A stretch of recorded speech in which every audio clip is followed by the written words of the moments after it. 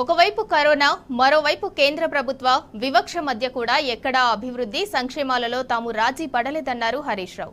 15వ ఆర్థిక సంఘం సిఫారసు చేసినప్పటికీ తెలంగాణకు నిధులు ఇవ్వలేదన్నారు. విద్యుత్ బకాయిల విషయంలో కూడా కేంద్రం నిర్ణయంతో రాష్ట్రానికి అన్యాయం జరిగిందన్నారు హరీష్ రావు. కేంద్ర ప్రభుత్వం నుంచి దాదాపు 1,00,000 కోట్లు రాలేదన్నారు. అధ్యక్ష, ఇలా మేము మా హయాంలో జాగ్రత్తగా చేసినాం. ఒకవైపు కరోనా, మరొక వైపు కేంద్ర ప్రభుత్వం యొక్క వివక్ష. ఈ రెండిటి మధ్య కూడా మేము ఎక్కడ కూడా రాష్ట్రంలో సంక్షేమ కార్యక్రమాలు కానీ అభివృద్ధి కార్యక్రమాలు కానీ ఎక్కడ కూడా ఆగకుండా మేము ముందుకు పోయినటువంటి పరిస్థితి. ఒకవైపు కేంద్ర ప్రభుత్వం నుంచి అధ్యక్ష మన రాష్ట్రానికి హక్కుగా రావాల్సినటువంటి డబ్బులు ఇవ్వకుండా కేంద్రం వివక్ష చూపుతూ వచ్చింది.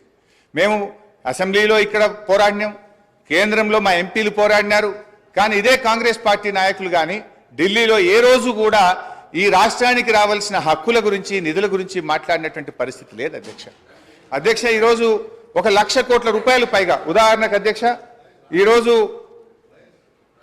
ముఖ్యంగా 15th ఫైనాన్స్ కమిషన్ నుంచి మన రాష్ట్రానికి రావాల్సిన 894 కోట్లు ఇవ్వలేదు అధ్యక్ష. 14th ఫైనాన్స్ కమిషన్ నుంచి 817 కోట్లు, 15వ ఆర్థిక సంఘం నుంచి మనకు, ఇది దేశంలో మొదటిసారి జరిగింది అధ్యక్ష.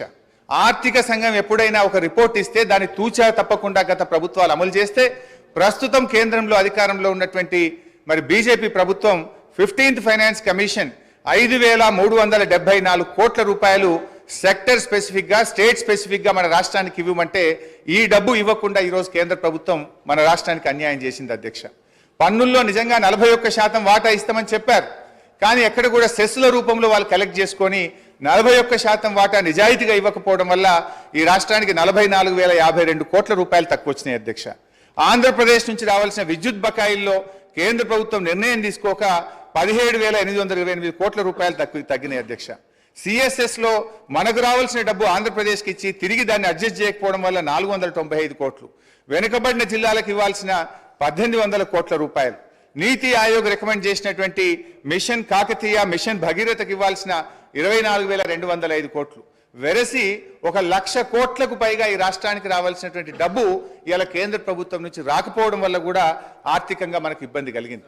నిజంగా ఈ 1,00,000 కోట్ల రూపాయలు రాష్ట్రానికి వచ్చుంటే ఈ రోజు మనకు ఇంకొక 1,00,000 కోట్ల రూపాయలు అప్పు తక్కువ తీసుకునేటువంటి అవకాశం ఉండేది అధ్యక్ష.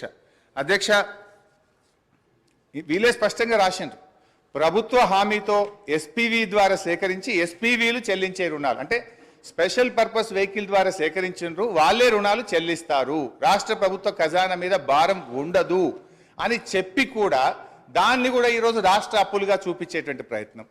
ఇందులో పేజ్ 24లో కూడా ప్రభుత్వం చెల్లించని మరియు ప్రభుత్వం హామీ లేని రుణాలు 59,414 కోట్ల రూపాయలని మీరే రాశారు స్పష్టంగా. కానీ మీరు ఏం చేసే ప్రయత్నం చేస్తుండ్రు, అన్ని కలిపి మళ్ళీ లెక్కబెట్టి రాష్ట్ర ప్రభుత్వం ఈరోజు దాదాపు 6,71,000 కోట్ల రూపాయల అప్పు ఉంది అని చెప్తున్నారు. మీరే ఈ బుక్లో అంటారు, ఒకవైపు రాష్ట్ర ప్రభుత్వం చెల్లించని హామీ లేని రుణాలను రాశారు, ప్రభుత్వ హామీతో సేకరించి రాష్ట్ర ప్రభుత్వం ఎస్పీవీలే చెల్లించుకునే డబ్బులని చెప్పినారు, వాటినన్నింటినీ కలిపి అప్పులను ఎక్కువగా చూపించేటట్టు ఒక తప్పుడు ప్రచారానికి మీరు పాల్పడ్డారు. అదేవిధంగా ప్రభుత్వ హామీతో ఎస్పీవీ ద్వారా సేకరించి ప్రభుత్వమే చెల్లిస్తారని కూడా రాసినారు అధ్యక్ష. ఇందులో కూడా చాలా విషయాలు తప్పుగా పెట్టినారు చాలా కార్పొరేషన్స్ను. ఉదాహరణకు ఈరోజు టీఎస్ఐఐసి గురించి రాసినారు. టీఎస్ఐఐసి కానీ, Telangana super speciality hospital corporation కానీ, హైదరాబాద్ మెట్రో వాటర్ వర్క్స్ కానీ, హౌసింగ్ బోర్డు కానీ, రోడ్ డెవలప్మెంట్ కార్పొరేషన్ కానీ, ఇట్లా చాలా విషయాలు, ఇవన్నీ కూడా వాస్తవానికి వాళ్ళ సొంత ఆదాయ వనరుల మీద వాళ్ళు చెల్లిస్తారు అధ్యక్ష. కానీ ఇది రాష్ట్ర ప్రభుత్వమే చెల్లిస్తుందని, ఇది రాష్ట్ర ప్రభుత్వ అప్పుగా చూపించేటువంటి ఒక తప్పుడు ప్రయత్నానికి కూడా దీంట్లో పాల్పడ్డారు. అంటే బేసిక్గా ఇదంతా కూడా ఒక తప్పుల తడక, ఒక అంకెల గ్యారెడ్తోని ఇది ఏదో ఈ రాష్ట్ర ప్రభుత్వం మీద గత ప్రభుత్వం మీద బురద జల్లాలే, లేదు వాళ్ళ హామీల నుంచి తప్పించుకునేటువంటి ఒక ప్రయత్నానికి దారులు వెతుకుతున్నారేమో అని అనిపిస్తూ ఉంది అధ్యక్ష. ఇంకా డీటెయిల్స్లో పోదామంటే మళ్ళీ మీరు టైం ఇయ్యరేమో, నేను చాలా విషయాలు చెప్పాల్సిన అవసరం ఉంది, అందువల్ల నేను షార్ట్గా చెప్పేటువంటి ప్రయత్నం చేస్తూ ఉన్నా అధ్యక్ష. ఇందులో ఇంకో మాట అంటారు, పేజ్ 41లో చేసిన డబ్బుకు అనుగుణంగా ఎటువంటి స్పష్టమైన ఆస్తులు సృష్టించలేదు. ఇది శుద్ధ అబద్ధం అధ్యక్ష. ఏం ఆస్తులు క్రియేట్ చేసినాం, ఏం చేసినాం, నా ప్రసంగంలో నేను చెప్పే ప్రయత్నం చేస్తాను అధ్యక్ష.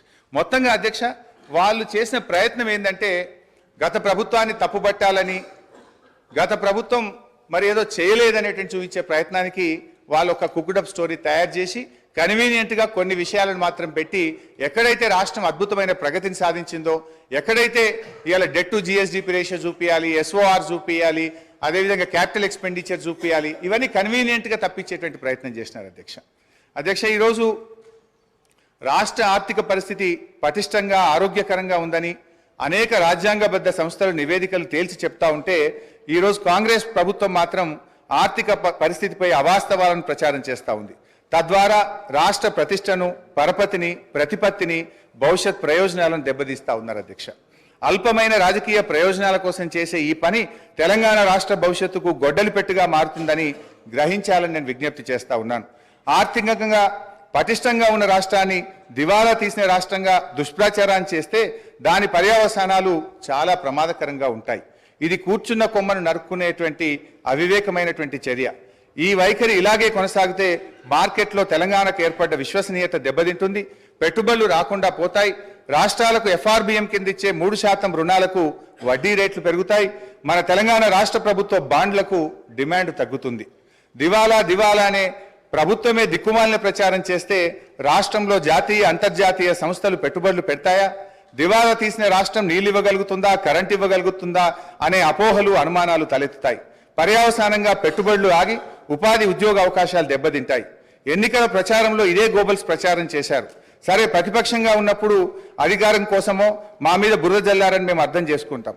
కానీ ఇవాళ మీరే ప్రభుత్వంలోకి వచ్చి రాష్ట్ర భవిష్యత్తును దెబ్బతీయడం అవివేకం, అన్యాయం, మూర్ఖత్వం, ఇది మూఢత్వం. నూతనంగా ఏర్పడినటువంటి రాష్ట్రం బాలారిష్టాలను అధిగమించింది. పెద్ద నోట్ల రద్దు, ఆర్థిక మాంద్యం, కరోనా వంటి సంక్షోభాలను తట్టుకొని బలీయమైన ఆర్థిక శక్తిగా తెలంగాణ నిలిచింది. కేంద్ర వివక్షను తట్టుకొని సొంత వనరులను సమీకరించుకొని అద్భుతమైన ప్రగతిని, సంక్షేమాన్ని ప్రజలకు అందించింది. కరోనా మహమ్మారి దెబ్బకు యావత్ ప్రపంచ ఆర్థిక వ్యవస్థ తలకిందులైనటువంటి తరుణం